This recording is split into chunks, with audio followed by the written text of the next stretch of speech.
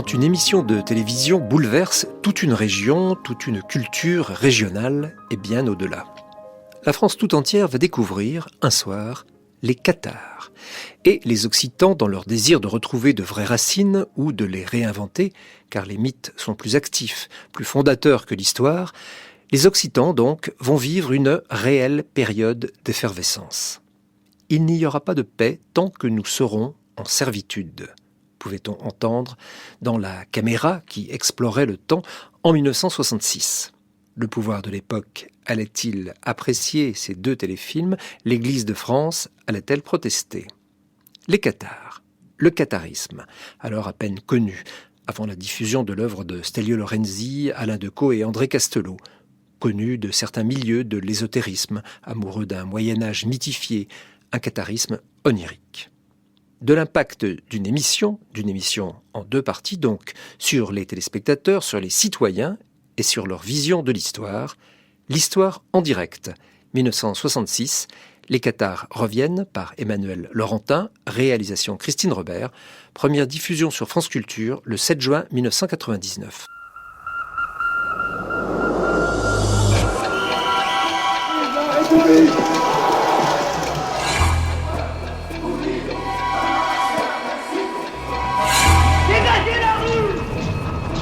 L'histoire en direct.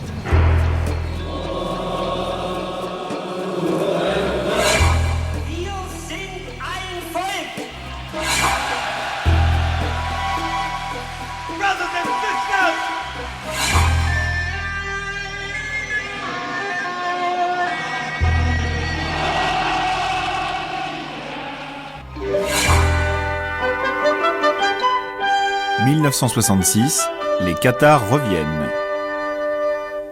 Ce soir, sur la première chaîne de la télévision, dans la série La Caméra explore le temps de Stelio Lorenzi, André Castelot et Alain Decaux, la première partie de l'histoire de l'hérésie cathare. Le titre, Le drame cathare, un plongeon dans l'histoire que Jean Bouvier, nous pouvons préfacer avec votre invité. Oui, il s'agit de Madame Zoé Oldenburg, la grande spécialiste du Moyen-Âge et des Cathares en particulier, car elle a écrit Le bûcher de Montségur. Oui, pouvez-vous nous dire en quoi consistait la religion cathare en deux mots?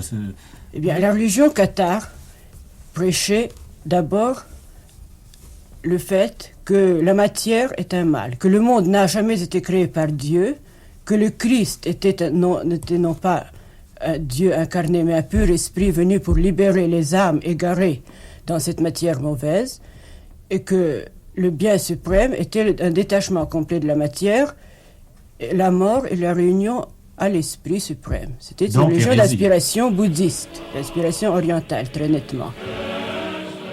Eh bien, merci Madame Oldenburg. Cette épopée de notre histoire que les manuels d'histoire de France passent souvent sous silence sera diffusée donc en deux parties. Et je rappelle la première partie ce soir sur la première chaîne à 20h30.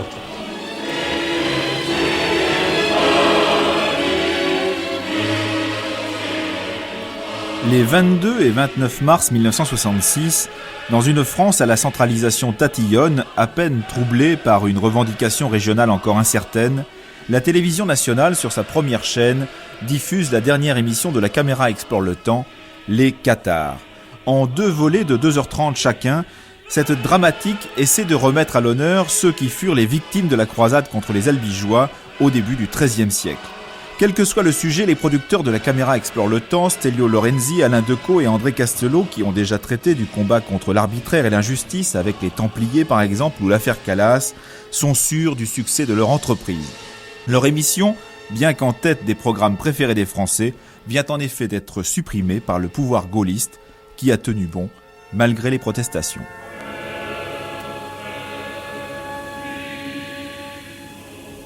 Alain Decaux. L'émission était à son zénith. En 1965, il n'y avait pas beaucoup de sondages, vous savez, à cette époque-là. Et la direction de la télévision a fait un référendum auprès de toutes les stations de province, qui étaient des relais auprès desquels les Français étaient appelés à voter. Et étaient en course de très grandes émissions, 5 colonnes à la une, d'autres. Eh bien, La Caméra explore le temps est arrivée en tête, mais de loin. Considérée, donc, les Français avaient dit, la meilleure émission de la télévision française. On a été très fiers. Et c'est alors que on nous annonçait que nous étions supprimés.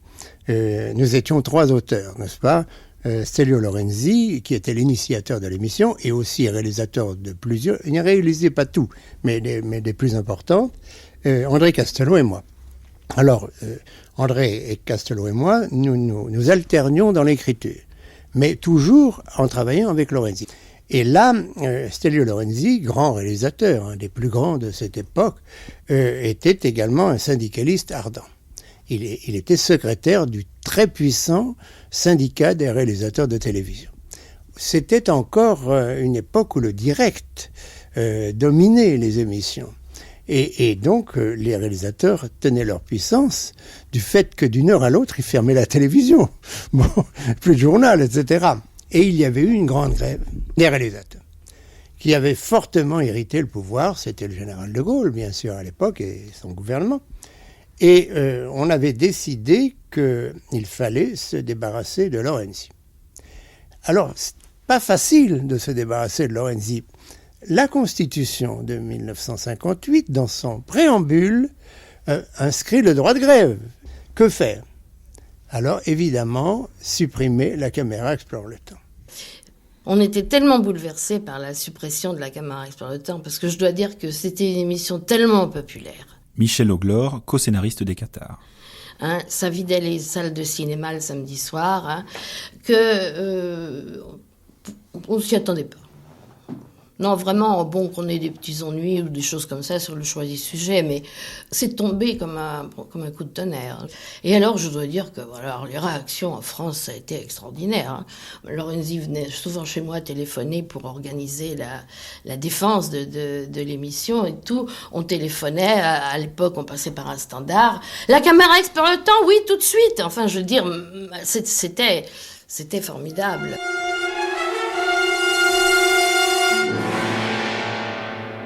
Lorsque l'ORTF annonça la suppression de cette série, il y eut un déferlement de mécontentement et de colère. Rien n'y fit.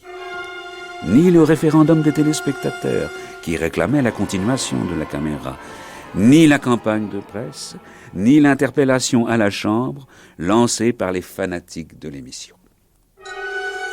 L'Aurore, 22 mars 1966.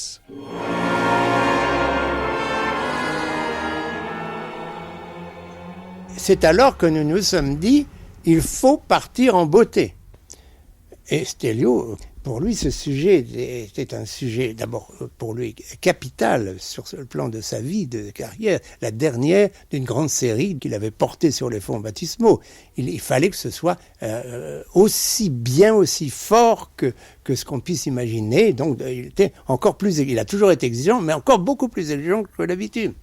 Alors nous avons décidé à ce moment-là de choisir ce sujet, les Cathares. Alors pourquoi les Cathares ? Bien parce que c'était dans l'air. Il y avait eu déjà tout de même un livre qui avait eu un immense succès, celui de Zoé Oldenbourg.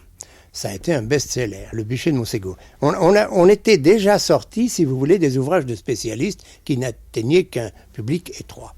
Et là, c'était dans notre ligne de traiter des sujets pour un très vaste public et de leur faire connaître sous une forme dramatique ces sujets-là. Et on était en plein ordre de perfit. Alors, donc, c'est vrai, la tolérance, la liberté d'expression, tout ça, bon, c'était des sujets qui nous préoccupaient. Et on essayait de rectifier des moments de l'histoire qui sont très très peu connus.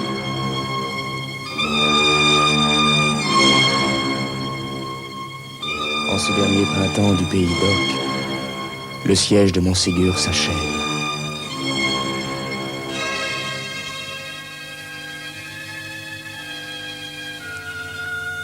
Dans la maîtresse salle du haut château, l'évêque reçoit ceux qui vont entrer dans la véritable église du Christ, ceux qui vont mourir et demain renaître dans une vie meilleure.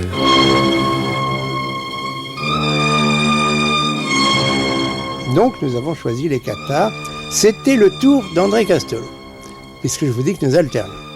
André Castelot s'enfouit dans cette écriture et rend sa copie à la date fixée. D'ailleurs, il y a eu vraiment des problèmes, parce qu'il n'y avait pas les mêmes conceptions d'un côté et de l'autre, et ça a été dur à mettre sur pied. C'est un peu comme ça que je me suis retrouvée partie prenante totalement dans l'affaire, puisque moi j'étais script, puis que je participais à tous les scénarios, mais en tant que script. Mais là, c'est le premier que j'ai, la première et la dernière, hélas, que j'ai écrite. Et moi, poète en ce pays, en cette terre d'oc, par Rome et son église déchirée, asservie, par la France incendiée, par les barons du Nord humiliés, écrasés, j'ai vu grandir la nuit des larmes, des prisons, la nuit informe et noire de l'humiliation. La nuit finira-t-elle?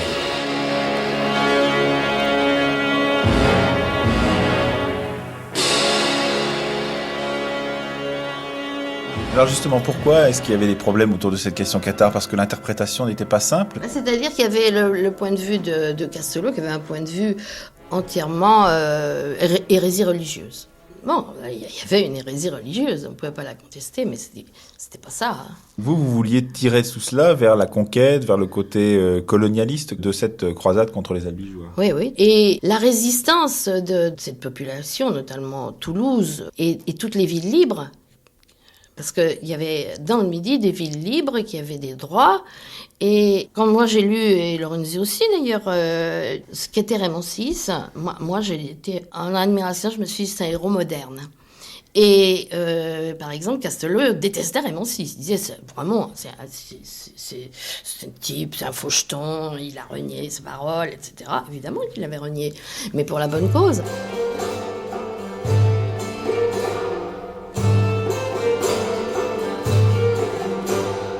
Lorenzi voulait introduire un troubadour et une chanson de troubadour dans son affaire. En français. En français. Henri Gougaud. Et moi, j'avais traduit déjà des poèmes comme ça, de troubadour, et il m'a demandé un texte. Et je lui ai apporté un texte qui était, tant que je me souvienne, un Cervantes, un chant de colère de Père Cardinal, qui m'a demandé d'amener à Castelot pour qu'il l'intègre au scénario. Rome, si grande est votre forfaiture que vous plongez dans l'oubli Dieu et les saints. Et vous régnez si mal, Rome fausse et perfide, que le diable prend soin de vous comme de ses intimes. Rome, voilà les miracles que fait votre pape. Et j'ai donc porté ce texte à Castelot, qui était un texte violemment anticlérical contre l'Église de Cardinal, et la réaction de Castelot m'a stupéfié. Il m'a dit « c'est pas possible, c'est un faux ». Je lui ai dit « c'est pas un faux, c'est un texte de Père Cardinal, vous pouvez le retrouver ». Il ne pouvait pas croire que des troubadours aient écrit des textes aussi violents contre l'Église. C'est curieux. Alors bon, je lui ai laissé ce texte, puis il l'a adapté autant que je me souvienne. La France portera le châtiment de vos perfidies. Oh, c'est beau. C'est toi qui l'as écrit. Oui. Dans cette équipe, Alain Decaux.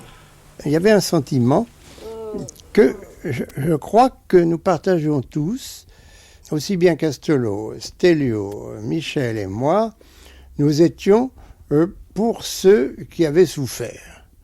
Moi, j'avais d'autant plus de mérite que je suis lillois. J'essaie de dire que quand on parle des gens du Nord, moi je suis encore plus du Nord que les autres.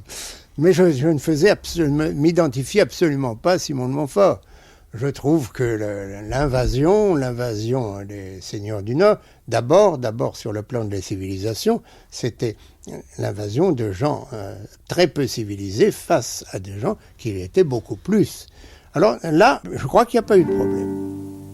À celui qui me fit et me créa du néant, je lui dirai au jour du jugement, s'il veut m'envoyer en enfer, arrêtez, Seigneur, par pitié.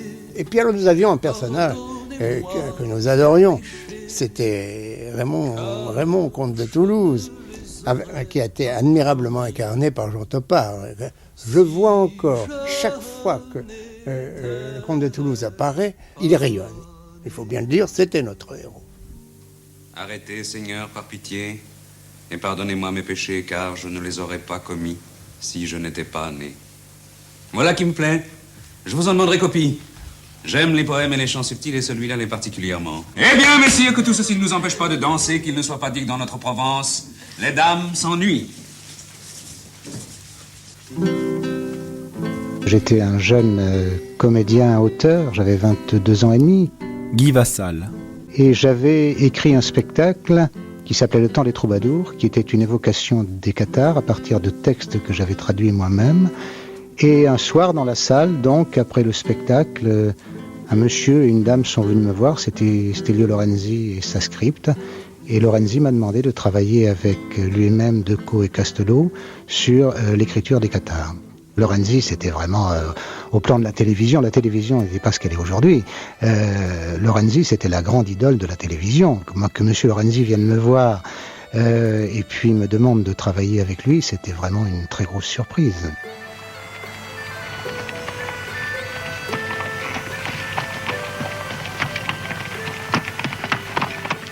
Allez, moine, faites place à messieurs le légat de notre Seigneur le Pape. Messieurs le légat.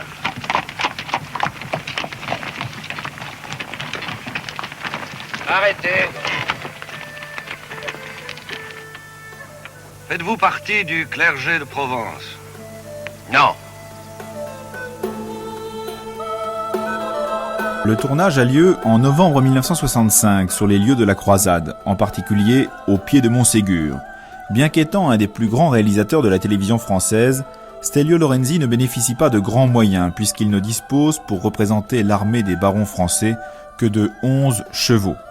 Qu'importe, ce film joue d'abord sur le verbe, sur la diction des comédiens qui, de Jean Topard à Jean Negroni, sont tous des habitués du petit écran.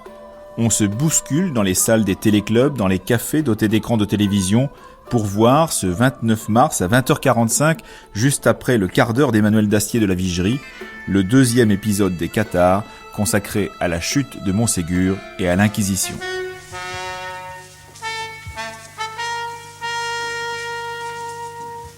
Soyez le bienvenu, messieurs les gars. Seigneur comte, je suis mandé par notre Seigneur le Pape afin de vous exprimer son courroux. Claude Marty. Le film de Stelio Lorenzi est arrivé. Alors, il est arrivé de Paris parce qu'il ne pouvait pas arriver d'ailleurs. Parce qu'il n'y avait pratiquement pas de télévision régionale. Et donc, on l'a vu tourner déjà. Il y avait des gens de Carcassonne, des jeunes qui tournaient dans ce film comme figurants.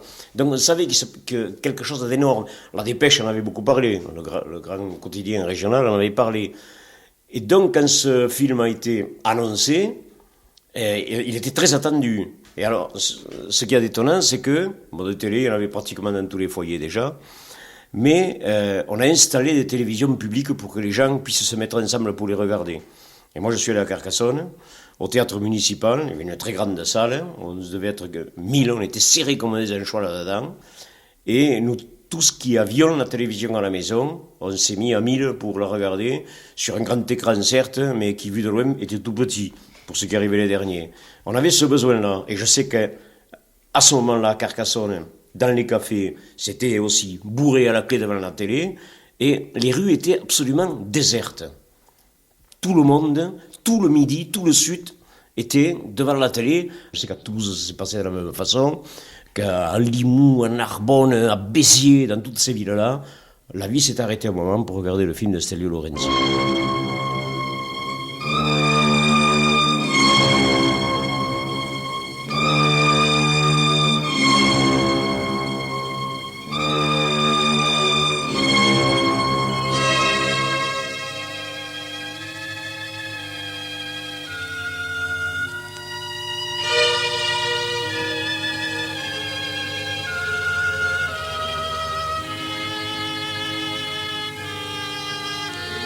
Montségur, dernière citadelle cathare. Montségur aux Français va se rendre.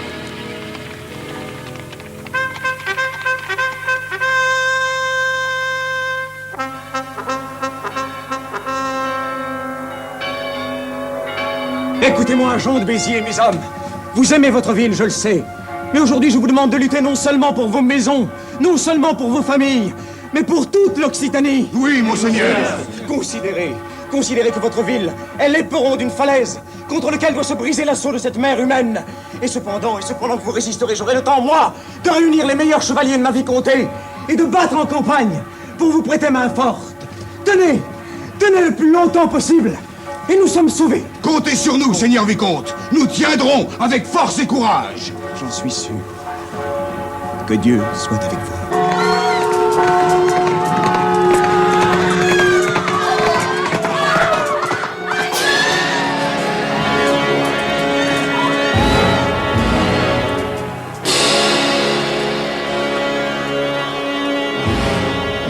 Simon de Montfort, nous saurons te montrer comment les traîtres provençaux savent mourir. Qu'on l'emmène!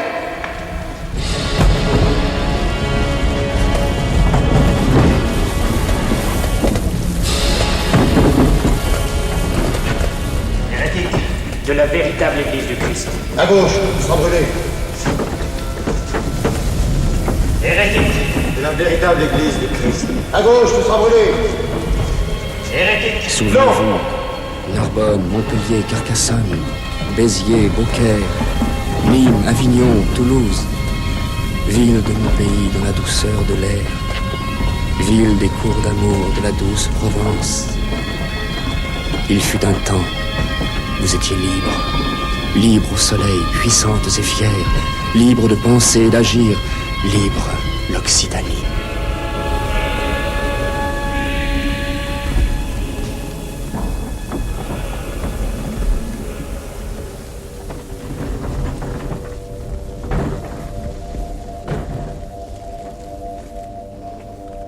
Je m'en rappelle, j'étais dans un village qui s'appelle Quillan, en vacances chez maman, dans un quartier qui s'appelle La Sapinette. Maria Mazot. Et bon, l'émission a été diffusée, et à la fin de l'émission, il y a eu un grand silence, contrairement, habituellement, à la fin d'une émission télévisée, les enfants sortaient dans la rue, chahutaient avec leur vélo, avec leur ballon. Là, rien du tout, grand silence. On sort sur le pas des portes et les gens parlaient à mi-voix, à voix basse, enfin. Et puis ils disaient, mais ça c'est notre histoire, ça s'est passé chez nous, qu'est-ce qu'on nous a fait, Montségur, c'est Montségur d'Ariège. C'est horrible. Horrible. Le monde est aux mains de Satan. Mon nom est Marty. Je suis évêque cathare et je vais à Montségur. Je prierai pour vous.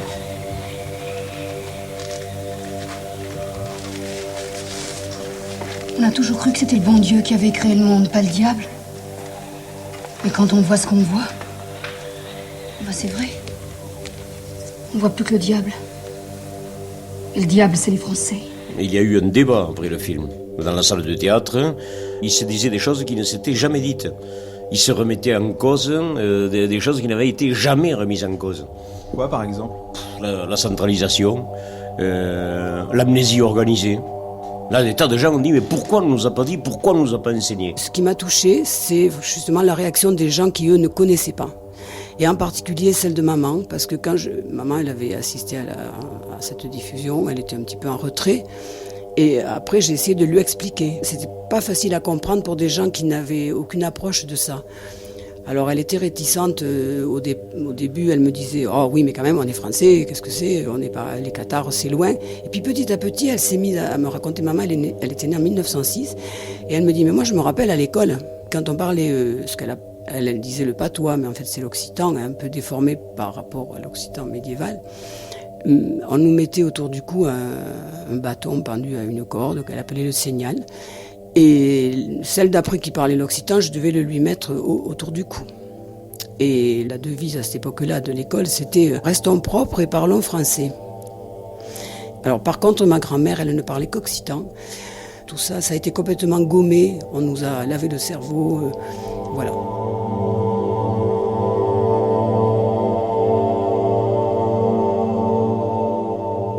Nous allons pouvoir nous battre pour défendre notre cause et chasser les envahisseurs. Ils nous ont volé nos terres. Les Mirepoix. La terre de Mirepoix que je tenais des arrière-parents de mon père, ils l'ont donnée à Tite Lévis. Nous allons fondre sur la plaine et appeler à la révolte toute l'Occitanie. Il y aura de paix tant que nous serons en servitude. Il n'y aura de paix tant que ces chiens de Français pourrissent au long des routes. 10 millions de Français ont trouvé un sujet de conversation, les cathares. Les réflexions, les remarques pleuvent depuis 8 jours. Je ne rencontre personne qui aussitôt ne me parle des cathares. Mon courrier se gonfle de mots enthousiastes. C'est l'affaire du jour. Je ne connaissais pas l'importance de l'événement, m'a dit courageusement un ami qui ne manque pourtant pas de culture. Vous savez, sur les Albigeois, il devait y avoir 6 lignes dans mon Malais-Isaac. C'est que notre histoire a ses pudeurs, et en particulier sur cette période douloureuse. Or, n'est-ce pas le rôle de la télévision d'ouvrir les dossiers, et n'est-il pas significatif, en cette période d'œcuménisme et de tolérance religieuse, de montrer l'évolution de l'Église? Que les gens, aujourd'hui, s'enflamment, discutent, s'indignent ou chipotent à propos des cathares, cela révèle d'abord l'importance du fait. C'est le miracle de la télévision. La France entière met en question un moment de son histoire. André Brincourt, Le Figaro, 28 mars 1966.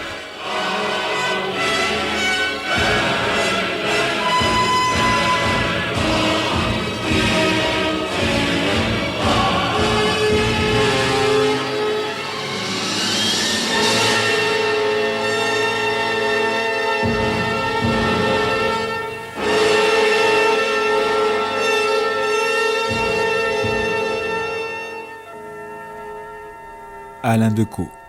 Tout le monde était là dans un état d'effervescence extraordinaire et quand le générique de fin est passé, ça a été acclamé et cette foule s'est répandue le soir même dans les rues de Carcassonne au cri de « Occitanie libre ». À l'époque, la plupart des comédiens étaient envoyés par l'équipe de la Caméra Explore le Temps Guy Vassal. Dans les téléclubs. On allait assister à la diffusion et moi, comme j'étais carcassonnais d'origine, j'étais à Carcassonne. Effectivement, il y a un mouvement qui s'est mis en place. Je me souviens. C'était pas toute la foule. On était peut-être 300 dans cette salle, et c'est plutôt des jeunes, même des anciens camarades de lycée, pour ce qui me concerne, puisque j'avais 23 ans à l'époque, qui sont sortis en criant Occitanie libre, etc. Tout d'un coup, le mot Occitanie s'est inventé presque à cette époque-là. Je ne suis plus catholique. Je suis croyant cathare. Au bout d'une semaine, il y avait des inscriptions partout. Sur les routes Partout, sur les murs, partout, il y avait des inscriptions. Alors c'était vive la mémoire, hein, c'était vive les cataristes. Il y avait absolument de tout. Occitanie libre, vive l'Occitanie, vive la mémoire du Sud, vive les sudistes. Vive Toulouse.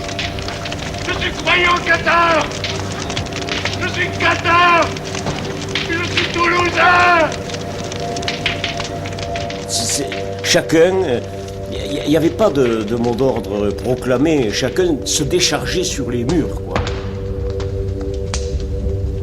Une grève de l'EDF a perturbé la diffusion du premier épisode. Des téléspectateurs lésés protestent et réclament sa rediffusion immédiate.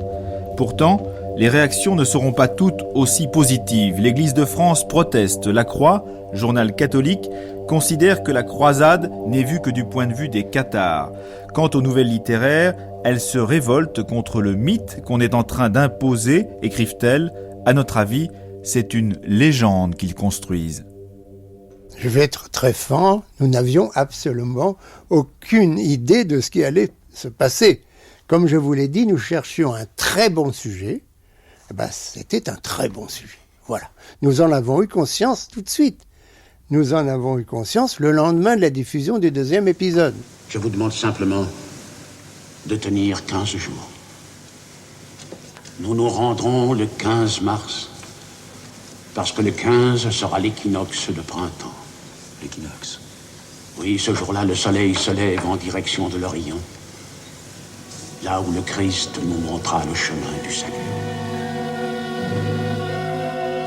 Le drame cathare, suite et fin. Le procès de toutes les inquisitions. La caméra a donc fini d'explorer le temps. Ainsi en a décidé l'ORTF, au moment même où l'équipe Lorenzi Castello de Co allait connaître le plus extraordinaire succès de sa carrière. On frémit devant l'absence totale de discernement dont témoigne un tel oukase, uniquement motivé par des considérations politiques. Stelio Lorenzi est un hérétique, et les hérétiques, nous l'avons vu mardi, c'est fait pour être brûlés. On a tiré le rideau sur une entreprise qui avait réussi ce tour de force, être intelligente et intéresser un pays tout entier. Les sénéchaux de Cognac-Jet ne reconnaîtront jamais sans doute qu'ils ont commis là une monumentale erreur. Ils sont payés pour appliquer cet étrange droit coutumier qui interdit aujourd'hui de s'exprimer à quiconque n'a pas fait allégeance au pouvoir.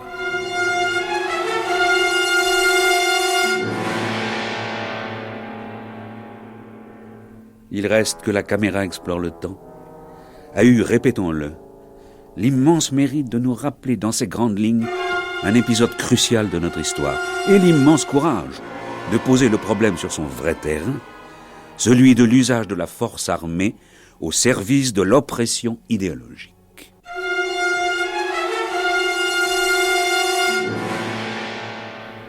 Michel Roquebert, La Dépêche du Midi, 31 mars 1966.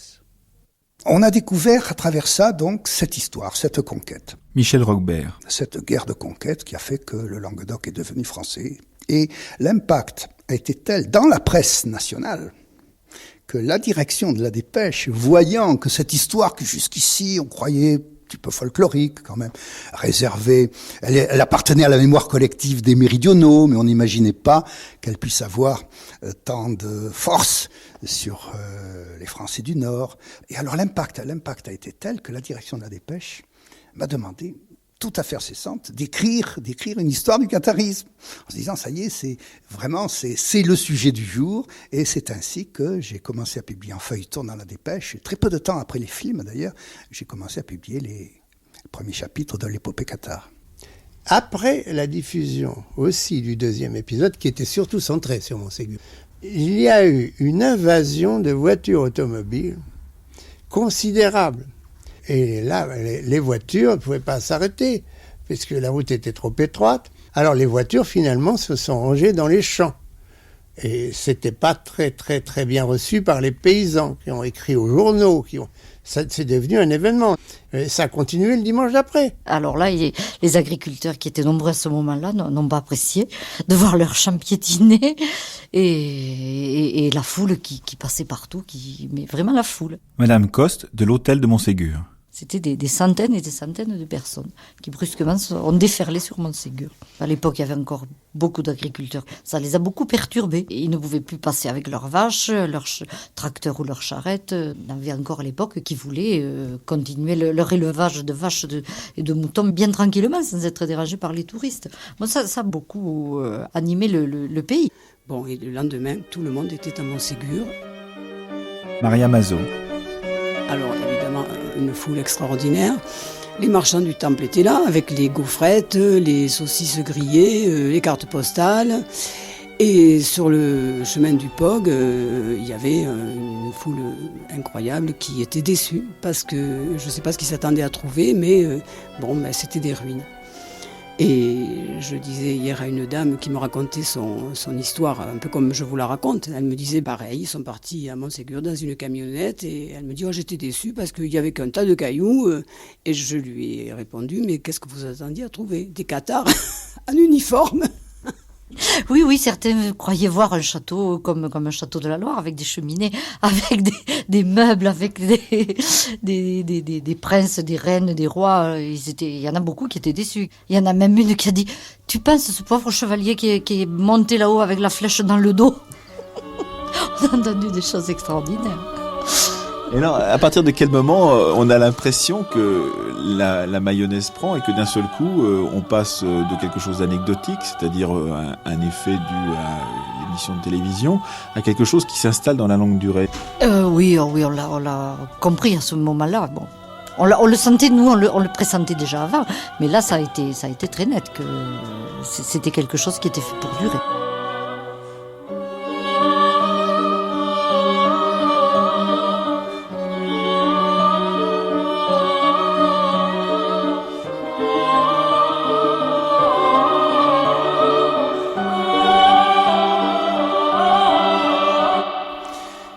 Lorsque sont passés à la télévision les 2 films de Lorenzi, j'avais sous presse mon premier livre qui était consacré au château Cathars sous le titre Citadelle du Vertige. Michel Roquebert. Le hasard voulait que c'était le premier livre d'ensemble qui rassemblait, qui racontait la croisade au travers des vestiges qu'on pouvait voir encore, puisqu'il n'y a pas d'iconographie cathare. Il restait ces magnifiques ruines de châteaux dans l'Ariège et dans les Corbières. Si bien que l'été qui a suivi les films de Lorenzi, mon livre est sorti en début juillet. Alors là, c'était le rush touristique. C'est-à-dire qu'ayant en mémoire les films de Lorenzi et en main mon livre qui pouvait servir de guide, puisque château par château, je racontais l'histoire de chaque château, j'indiquais les chemins d'accès, car à l'époque il n'y avait pas de péage et à plus forte raison il n'y avait pas de route goudronnée pour y accéder, c'était des chemins de chèvres, et je décrivais les petits sentiers, parfois d'ailleurs un petit peu périlleux, qui permettaient d'accéder à ces ruines. Alors ça a été vraiment, ce printemps et cet été 66 ont été la seconde naissance, si l'on peut dire, du catharisme, parce qu'il y a aussi donc ce rush touristique du Nord qui est venu prendre possession une seconde fois en imagination des forteresses qui avaient vu les Cathares. La France tout entière a donc découvert les Cathares. Ce mot que Zoé Oldenburg avait pourtant popularisé dans le bûcher de Montségur ne parlait pas au grand public. Et si des touristes se serraient déjà, avant 1966, sur le POC de Montségur, ils étaient pour beaucoup allemands et influencés par les élucubrations du nazi Otto Rahn et de ses successeurs qui voulaient voir dans les Cathares les gardiens du Graal. Wagnériens, extrémistes de droite, jeunes Allemands chargés de rapporter chez eux des pierres de Montségur se bousculaient autour de la date du solstice d'été dans les murs du château. Car le catharisme était alors fortement marqué d'ésotérisme et de rêves de citadelles solaires construites par les tenants d'une religion orientale et manichéenne. Nous avons vécu dans les années qui ont précédé le film, ce fameux film de Lorenzi, nous avons vécu une période où on connaissait le catharisme, on connaissait des châteaux, on ne connaissait que Montségur. La réflexion sur le catharisme se passait dans une sorte de cénacle au demeurant très sympathique et autour en particulier d'une étonnante personnalité. C'est un magistrat qui a pris sa retraite dans les Corbières, qui s'appelait Déodat Rocher, et qui a conduit toute sa vie une réflexion extrêmement sincère et profonde sur le catharisme, qui est un petit peu dépassée aujourd'hui, parce que sa malchance était de ne pas connaître les textes cathares qu'on a découverts très tard. Mais Déodat Rocher a laissé une œuvre assez considérable, sur laquelle d'ailleurs on fait des thèses aujourd'hui, on écrit des livres sur Déodat Rocher. Alors il avait créé la Société des études et du souvenir et des études cathares. C'est elle d'ailleurs qui a implanté la stèle du souvenir au pied du rocher de Montségur. Et elle a publié pendant de longues années les cahiers d'études cathares. C'était donc un cénacle dont le pôle était, disons, entre Carcassonne et Toulouse, entre Narbonne et Toulouse, l'épicentre du pays cathare. Dans les années 50, même 60, au moment donc où le film de Lorenzi allait exploser, Anne Brenon. Il y avait vraiment, en France, mais aussi en Angleterre, mais aussi en Allemagne, un petit peu dans toute l'Europe, il y avait vraiment, dans certains milieux, un peu spiritualistes, un peu ésotéristes, un peu férus de Moyen-Âge, un Moyen-Âge mythifié, qu'on ne connaissait pas très bien, qu'on ne voulait pas bien connaître, mais qui était vraiment un Moyen-Âge de rêve. Il y avait vraiment des amoureux d'un catharisme onirique. Il y avait toute une agitation spiritualo-imaginaire. Paul Cassé, vous venez de publier « Mes ancêtres les cathares » chez un petit éditeur aux éditions Cascade à Paris. Mais au fond, qu'étaient les cathares ? Voilà une question qui est véritablement à la mode, et je crois bien qu'on ne sait pas bien ce qu'étaient les cathares. Effectivement, je pense avoir apporté un jour nouveau sur la position philosophique des cathares. Vous voyez, les cathares étaient des initiés, à mon sens. Et je vais vous dire pourquoi ils étaient des initiés. D'abord, ils vivaient pendant 4 ans dans les grottes du Sat d'une façon très, très simple, en contact direct avec la nature. Et ils subissaient des épreuves, et au bout de 4 années d'épreuves, on leur donnait le sacrement de prêtre cathare par une cérémonie qui s'appelait le consolamentum, et à ce moment-là, ils devenaient prêtres cathares et ils répandaient la bonne parole dans la région. Mais au cours de ces 4 années, ils faisaient des études très poussées, ils étudiaient la médecine, ils étudiaient les secrets des astres, et j'ai tenu à écrire un chapitre spécial sur le zodiaque, car le professeur Niel a démontré mathématiquement que Montségur était un observatoire pour les cathares, qui étudiaient le déplacement du soleil dans le zodiaque. Et c'est bien pour ça que, en France, essentiellement, que l'université, enfin le monde académique, s'était complètement détourné du sujet. Le catharisme, ce n'était pas sérieux. Le catharisme, ce n'était que de l'ésotérisme. L'université française, laïque, républicaine, trouvait le sujet vraiment trop déplorable. Henri Gougaud, avant le film, la diffusion du film en mars 1966 de Stelvio Lorenzi à la télévision française, quelle était la popularité régionale, puisque vous êtes issu de cette région, de ce mot cathare et même des concepts qui tournaient autour ? C'était un mot un peu obscur, un peu ténébreux, un peu teinté d'ésotérisme. Et je m'intéressais beaucoup au catharisme, ça m'intéressait. Du point de vue philosophique, si vous voulez. Mais je me souviens être monté 10 fois à Montségur en plein été, dans un désert et une canicule totale, sans voir personne. Et l'année d'après, l'année qui a suivi la diffusion, l'été qui a suivi la diffusion de ce film, c'était la foule, quoi. Effectivement, il y a eu là un passage d'une semi-obscurité à la pleine lumière des projecteurs. En ces temps troublés que nous vivons, les cathares sont particulièrement à la mode.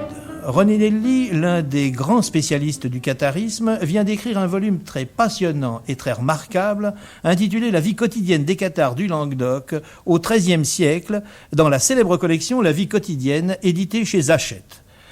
Cher René Nelly, qu'est-ce qui vous a particulièrement séduit dans le phénomène cathare ? C'est qu'il est d'abord très, très controversé. Les érudits essaient de diminuer l'importance du phénomène cathare du point de vue métaphysique, ou bien, au contraire, ils valorisent à l'excès la métaphysique ou la philosophie hétérodoxe, de sorte qu'il n'y a peut-être pas aujourd'hui de livre qui expose d'une façon complète et d'une façon absolument objective la philosophie du catharisme. On a décrit les châteaux, les guerres, la vie des grands féodaux. J'ai pensé qu'il serait utile de se pencher sur la vie quotidienne des cathares. Comme chercheur à peu près sérieux travaillant sur le catharisme dans ces années-là, on est en 50-60, il y avait bien sûr René Nelly, spécialiste de troubadour et philosophe, qui a remis en lumière la philosophie du catharisme. Il y avait Fernand Niel, qui n'est pas du tout un historien, lui-même c'était un ingénieur SNCF, mais qui était arrivé à Montségur pour faire du pyrénéisme, qui s'était rendu compte que le château de Montségur était orienté sur le soleil, et qui le premier a essayé d'écrire une histoire pas trop onirique de Montségur. Jean Duvernois allait bientôt commencer à publier Guillaume Pélisson puis Jacques Fournier, et c'était pratiquement tout. Tout ça intéressait un milieu assez restreint. Mais Henri Gougaud. Moi, je vois ça un petit peu différemment. J'ai l'impression que ce mot même, catharisme, et puis tout ce qu'il y avait autour, était une sorte de feu qui couvait sous la cendre. Voyez, et effectivement, on en parlait peu. Mais les gens connaissaient le mot quand même. Et puis, c'était, vous savez, de ces mots qui sont très chargés émotionnellement, comme ça. Ça couvait. D'ailleurs, ça n'aurait pas explosé comme ça a explosé s'il n'y avait pas eu ça. Hein. Bon, et c'était lié aussi à la renaissance d'un certain régionalisme, mais qui qui était à demi conscient. Derrière tout cela, il y a une sorte de rancœur contre la France, contre Paris, contre le centralisme jacobin, tout ça. Bon, une sorte de rancœur, d'aigreur, et de désir de retrouver de vraies racines, des racines locales. Et pour se retrouver des racines, il faut fonder des mythes. C'est pas l'histoire qui est fondatrice, ce sont les mythes. Hein. Et je crois que de cette nécessité-là vient le fait qu'on a refondé le mythe cathare, qui est un mythe. Vous savez, les mythes sont beaucoup plus actifs que l'histoire. Hein. Donc il fallait un mythe cathare et il fallait un mythe nationaliste aussi, parce que la nation occitane n'a jamais existé. Il n'y a jamais eu de nation, et jamais, même au Moyen-Âge, de véritable autonomie, une autonomie linguistique, mais enfin culturelle, mais enfin politique, non. Mais quand même, donc il nous fallait des ancêtres, quoi. On avait besoin d'ancêtres. Et c'est que ces ancêtres soient hérétiques, c'est-à-dire clairement séparés de la religion ambiante, et troubadours, et enfin tout ce que n'étaient pas les barbares du Nord, voilà, ça nous convenait très bien, on avait envie de ça. Claude Marty au Festival de Royan en 1973. Une chanson qui a pour titre Montségur. Alors, Montségur, vous savez peut-être pas ce que c'est. Pour nous, c'est une montagne symbolique où on a enterré nos libertés avec la dernière bataille que nous avons perdue. Montségur, c'est Guernica pour les Basques. Ça peut être Waterloo pour les Français. Mais pour nous, c'était encore beaucoup plus morne encore que Waterloo. Et c'était beaucoup plus lourd de signification. À savoir que c'était... Nous, notre lutte était la lutte pour les libertés fondamentales qui ont été inventées plusieurs siècles après par la Révolution française, que nous avions inventées avant, bien entendu. Et alors, nous les avons perdues, mais vous les avez perdues aussi. Et si l'histoire a marqué un coup d'arrêt, c'est tous ensemble que nous l'avons marqué, ce coup d'arrêt. Car un peuple qui en opprime un autre ne peut pas être un peuple libre.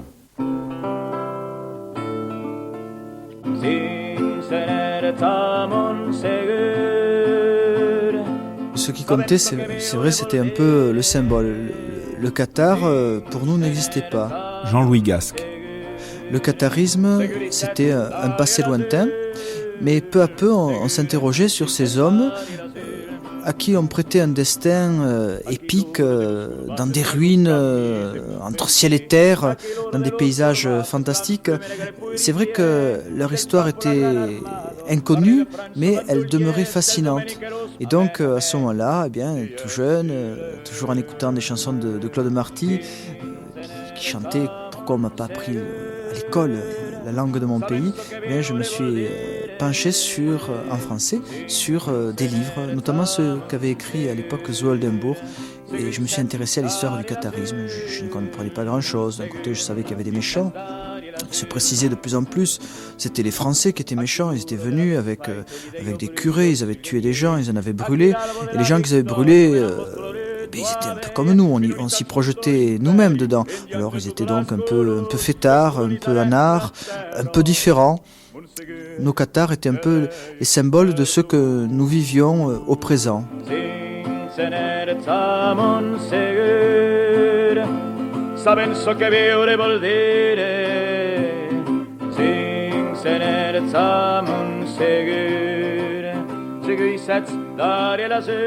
Claude Marty, vous-même, vous écriviez des chansons, vous en consacrez une à Montségur, et ça vous paraît normal de consacrer une chanson à Montségur ?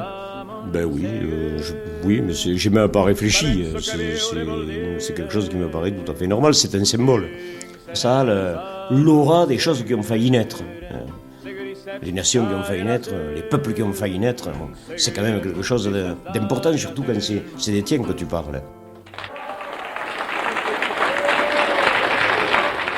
Et puis, par les chemins qui montent vers Montségur, la grande armée des mercenaires du roi de France, le noir fleuve pourri de l'armée du pape, les pourceaux de Saint-Dominique, nique, amen, amen, dies irae. Et voilà que l'idée de la liberté brûle sur le bûcher. Et voilà que, à plusieurs siècles de distance, nous menons leur lutte aujourd'hui. Minorité contre les empires indiens de toutes les couleurs. Nous allons décoloniser la terre. Et Montségur, tu te dresses partout.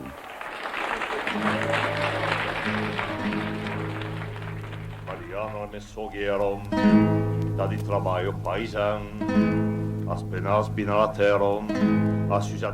La Terre d'Oc a retrouvé des héros, comme en 1907 lors de la révolte viticole. Les Languedociens puisent dans la croisade des raisons de se battre. Contre Paris, contre la France du Nord, l'occitanisme politique se propage entre Toulouse et Narbonne, tandis qu'au plus haut niveau de l'État, on parle de vote cathare, en voyant pencher à gauche les résultats de ce sud-là. Après les adorateurs du soleil, les chercheurs de Graal, Montségur est investi par les drapeaux frappés de la Croix de Toulouse et les chants de Claude Marty ou de Patrick.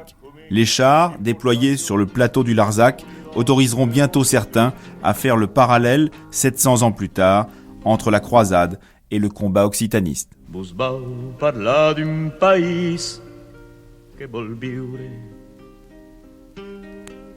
Vos vau parlar d'un país que moritz.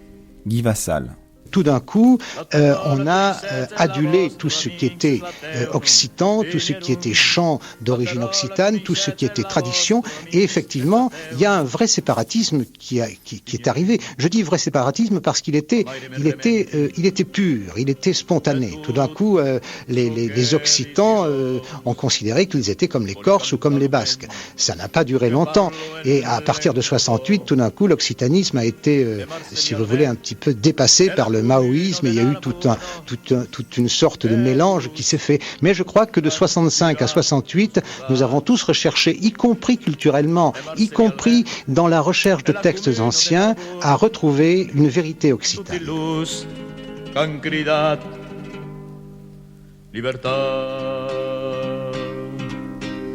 Vous avez parlé d'un pays que vol vivre.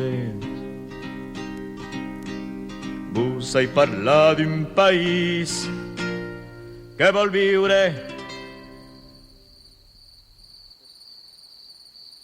7 siècles après, et sans jeu de mots, c'est toujours un sujet brûlant. L'affaire sent le crématoire. Trop de bûchers, trop de torches vivantes ont illuminé les corbières blanches et la montagne noire. L'Occitanie en est encore hantée. Il a suffi de 2 émissions à la télévision, au temps béni de la caméra explore le temps, pour que le procès revienne en appel. Il attend toujours son tribunal de Nuremberg. L'Église est affreusement gênée, la France du Nord a mauvaise conscience, et la France du Sud remâche sa nostalgie. Gaston Bonheur, Paris Match, 19 avril 1969. Claude Marty, Henri Gougaud et moi, tout de suite, ou dans les 3 semaines qui ont suivi l'émission sur les Cathares, on avait un petit peu fait la fête le soir, on s'est retrouvés embarqués par les flics à l'époque, et effectivement, comme on tenait des raisonnements très occitanistes, on a vraiment failli se faire boucler à l'époque. Henri Gougaud. On avait un été un peu fait la fête, bu, mangé une paella dans le jardin de mes parents à Carcassonne. Il y avait Marty, il y avait Vassal, il y avait quelques autres comme ça. Et on avait parlé de tout ça, du catharisme, du régionalisme, de la renaissance de l'Occitanie, de tout ça. Bon, on avait parlé. Et on avait la chaleur, le vin aidant, tout ça. On a envie de faire une sorte de canular. On était monté à la cité, on avait débaptisé toutes les rues, on avait écrit par terre sur le bitume devant la cathédrale Saint-Nazaire à Bas-Montfort. On avait fait des inscriptions sur la Renaissance, l'Occitanie, tout ça, un peu partout, et envoyé un communiqué aux journaux qui était l'acte de naissance de je sais plus comment on avait appelé ça, le mouvement révolutionnaire des Garrigues, un truc comme ça. Bon, c'était assez canularesque. Et on a été absolument sidéré du résultat de ce truc. Parce que toute la ville, le lendemain, était en effervescence. Des gens qui disaient « Mais c'est formidable, sur les journaux, on en parlait, tous les journaux locaux, on parlait, on était convoqués à la police. Bon, on a tout dit, etc. Bon, ça a fini dans un éclat de rire, mais enfin bon. Vous voyez, il y a eu quand même... il y avait une attente. Alors, pour ces messieurs, ils réalisent que le Larzac, ça brûle, et qu'il faut peut-être y aller un peu mollo, et si possible, par la bande.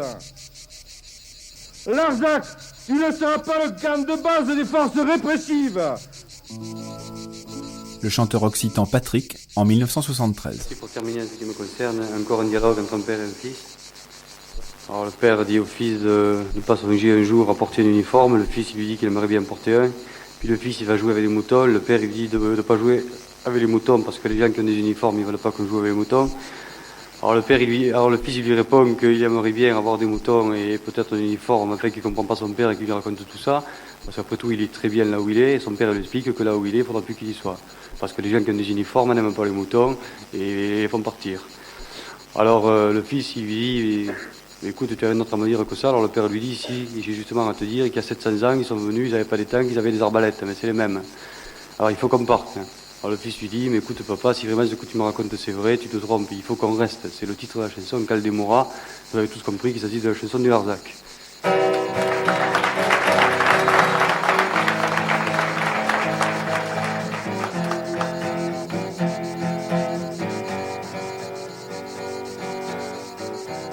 J'ajoute que c'est une chanson très très très triste. On peut mettre à peu près ce qu'on veut dans le catharisme dans ces années-là, dans ces années 70, Henri Gougaud. Oui, mais c'est ce qu'on a fait d'ailleurs. Et pas seulement dans les années 70, mais là, ça s'est vraiment aggravé.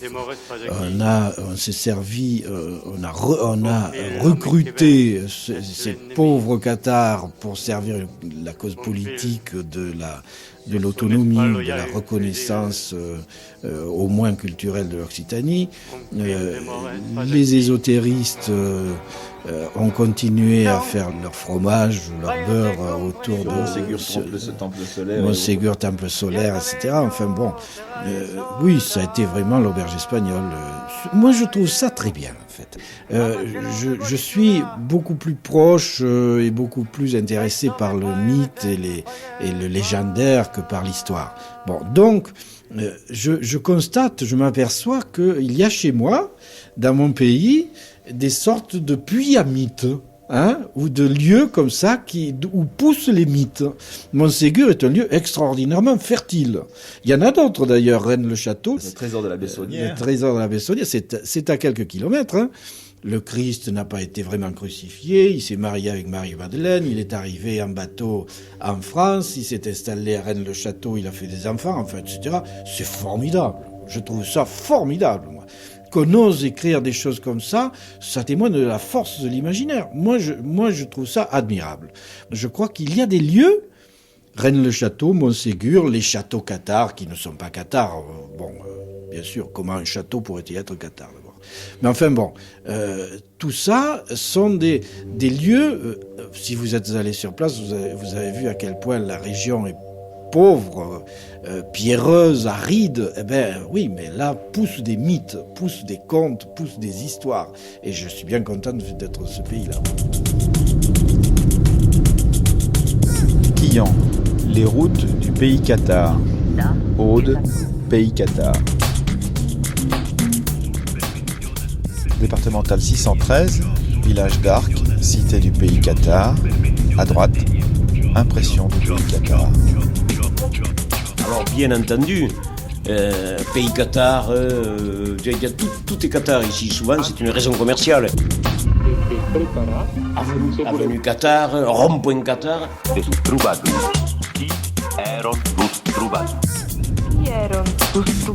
Village de Frangeau, près de Carcassonne, où s'installa Saint-Dominique. Restaurant, la table Qatar. Il y a j'ai vu moi le slip Montségur, pompe funèbre Qatar. Il y a des rallyes Qatar. Il y a l'élection. Il y avait encore il y a 2 ou 3 ans l'élection des Miss Qatar. Oui, même cheveux Qatar chez certains coiffeurs. Bon, ça c'est un peu grave quand même. Mais ils savent pas ce que c'est les Qatars, la plupart. Ils connaissent pas trop bien leur histoire, presque pas du tout pour certains, mais ça les touche profondément.